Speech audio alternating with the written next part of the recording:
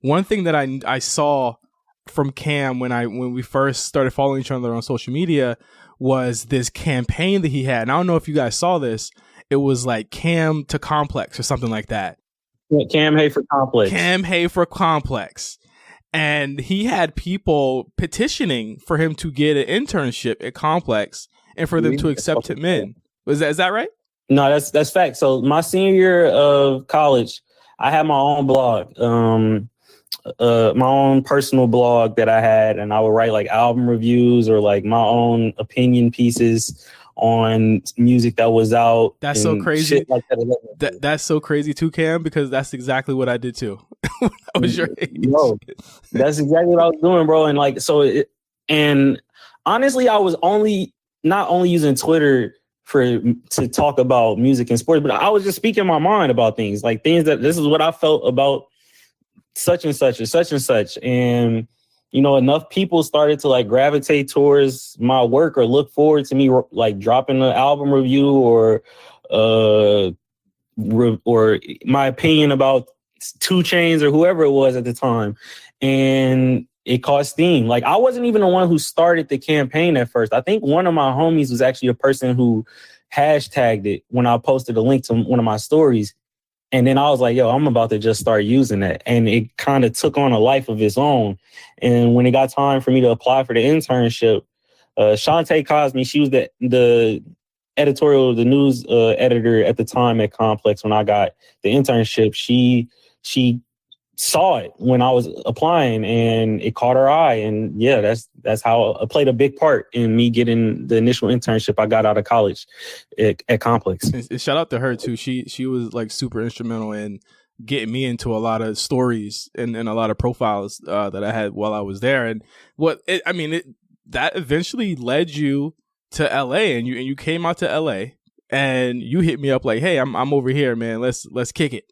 And so I was just like, I don't know if this kid's gonna fucking stab me. I don't know if he's gonna John Morant me or what. But no, not at all. It wasn't any of that going on. It was not at all, bro. It's funny though. I had a question. I'm curious, like, because you mentioned the sports and just like how you kind of got into that. How did you get into like the music side of just like media? Oh, bro. So this is the funny thing, bro. So my freshman year at Loyola, I had to, when you want to get into the journalism program at the school, you got to go through like two different like courses before you can get like accepted into the journalism program. So the first class I took, all of the freshmen like that were in School of Mass Comm had to take it. It was like a journalism 100 class or some shit like that. And then if you pass that, you take 2. And then you get assigned a beat for the school newspaper. And we had one of the top college newspapers in the country.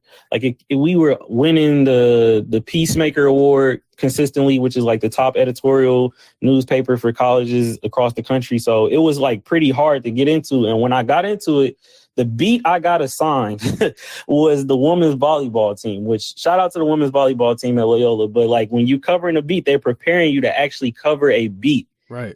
Like a real sport. So I was having to wake up at 5 a.m, go to the practices, like interview the coaches, interview the players, like go to the volleyball games, post game, interview coaches, players. And like I'm filming everything with my own camera, cutting up the news pieces and everything. And I was like, yo, this shit is dead. Like I can't do a beat.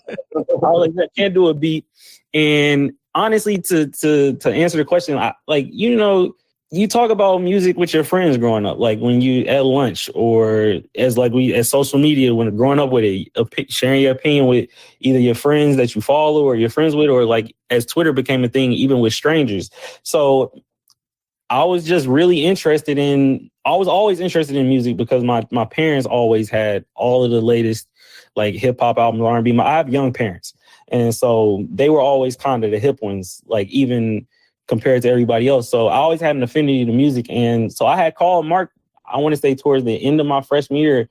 And I was like, yo, don't be mad at me. But like, I'm kind of thinking like I'm more drawn towards, talking about and writing about music right now than I am with sports. And he was like, bro, don't ever feel like scared to tell me anything because you'll like, I'm still here to offer resources as well. Like, I'm not going to be disappointed that you spreading your own wings and finding yourself. And so he's helped me with resources when it comes to writing about music and doing the music thing as well.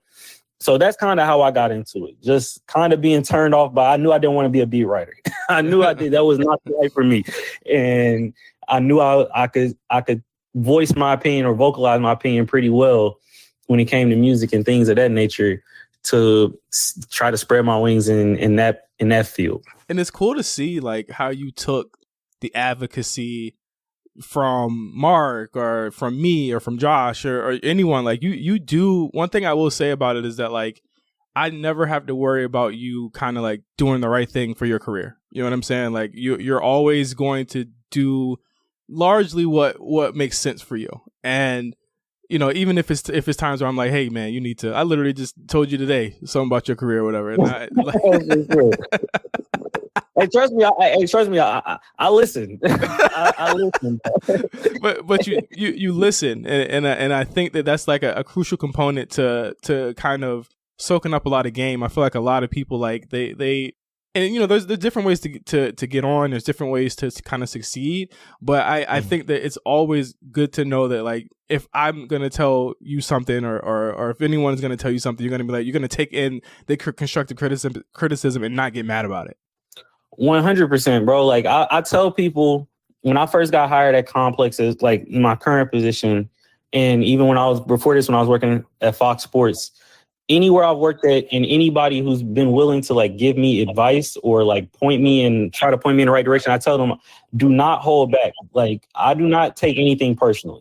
That's one thing I do not do. I don't take anything personally. If you have constructive criticism or you think I can be better at something or you think I should do this, tell me and I will like take heed and we'll go from there. I take nothing personally. Like me and you've had conversations before, like you said, like where you giving me advice and it might not be something I agree with at the time, but like maybe give it a month or so down the line. I see where you came from. I see why you told me this.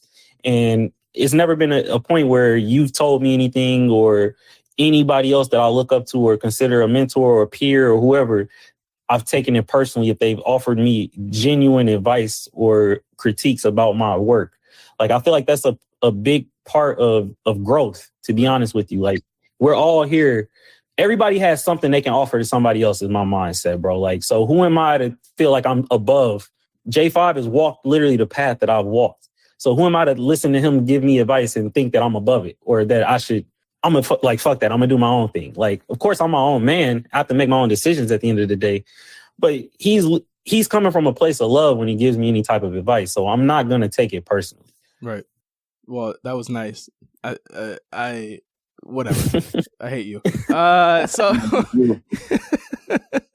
we're gonna take that's the honest truth, bro. Like that's something I try to tell. I have a younger brother, like younger people who are under me who are trying to not do the same thing as me, but trying to walk their own path as well. I tell them, do not be stubborn, bro. Like, don't feel like you can't listen to somebody who's done the things that you want to do, or not even done the things you want to do, but have established themselves in a space, because all advice is just something you can soak up and use to the betterment of yourself.